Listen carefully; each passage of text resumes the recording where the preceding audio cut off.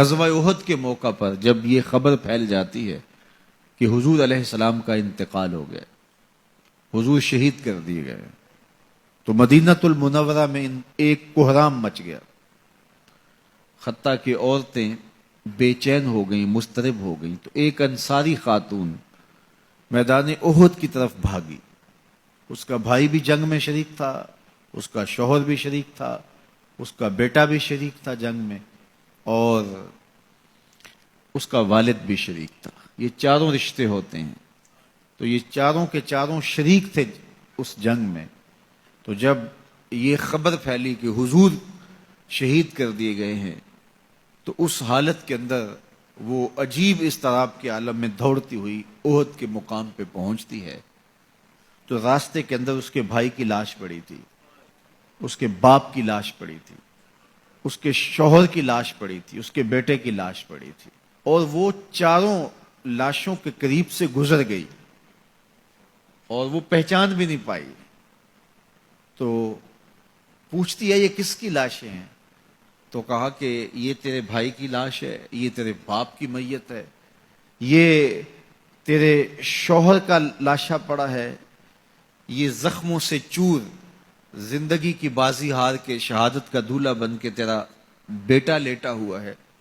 تو وہ کہنے لگی کہ مجھے یہ بتاؤ میرے حضور کیسے ہیں، مجھے یہ بتاؤ میرے حضور کیسے ہیں۔ تو لوگوں نے کہا کہ حضور خیریت سے ہیں۔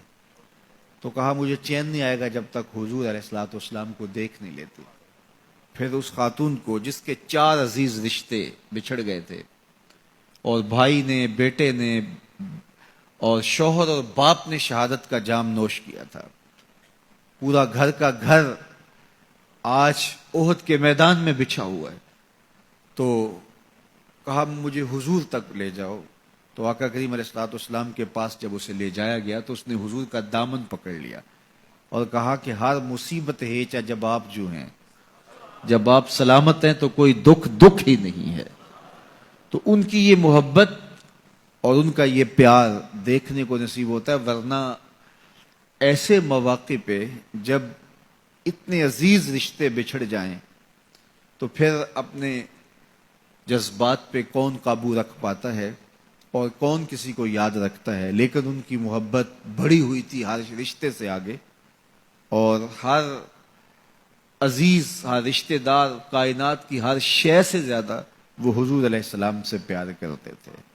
نہ انہیں مال کی غرض تھی۔ حضور حکم کرتے ہیں تو ابو بکر صدیق رضی اللہ تعالیٰ عنہ سارا مال حضور کے قدموں میں ڈھیر کر دیتے ہیں، اولادیں حضور کے راہوں میں، حضور کے رستوں میں قربان کر دیتے ہیں، اور ہر دکھ جھیل کر کے بھی حضور علیہ الصلوۃ والسلام کی خیریت انہیں مطلوب ہے۔